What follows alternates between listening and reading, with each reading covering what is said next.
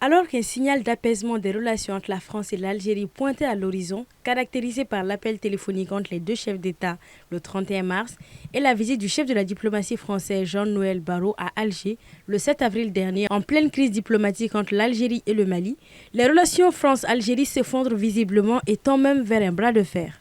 Pour cause, les autorités algériennes ont déclaré persona non grata 12 agents du ministère de l'Intérieur français exerçant auprès de l'ambassade et des consulats de France en Algérie, leur donnant 48 heures pour quitter le territoire algérien.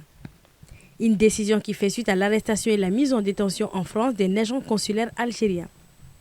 Pour l'Algérie, l'arrestation de son agent consulaire est une violation flagrante des conventions diplomatiques en raison du statut dont jouit le fonctionnaire consulaire, mais aussi un acte scandaleux par lequel le ministre français de l'Intérieur cherche à humilier l'Algérie. Ce matin, Paris a appelé Alger à prendre des dispositions pour sortir de la crise, mais s'est dit disposé à engager un bras de fer avec l'Algérie si elle ne revenait pas sur sa décision d'expulser ses 12 fonctionnaires, a annoncé le ministre des Affaires étrangères français Jean-Noël Barrot. Il ajoute, je cite, « Si l'Algérie fait le choix de l'escalade, nous répondrons avec la plus grande fermeté, soulignant que la France n'aura d'autre choix que de prendre des mesures similaires. » Fin de citation.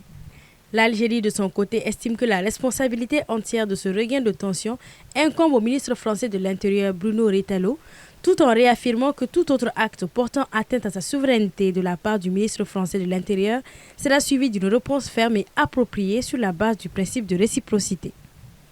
Dans la même lancée, Paris réaffirme sa position intangible sur l'avenir du Sahara occidental qui oppose depuis des décennies l'Algérie et le Maroc et qui est à la base de la crise diplomatique engendrée entre les deux pays il y a 8 mois.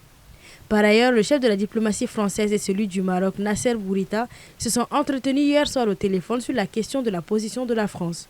Pour Paris, le présent et l'avenir du Sahara occidental s'inscrivent dans le cadre de la souveraineté marocaine. Malgré que le ton est monté, le chef de la diplomatie française assure qu'il souhaite maintenir le contact avec Alger car, dit-il, et je cite, « c'est ma responsabilité de maintenir le contact ». Fin de citation.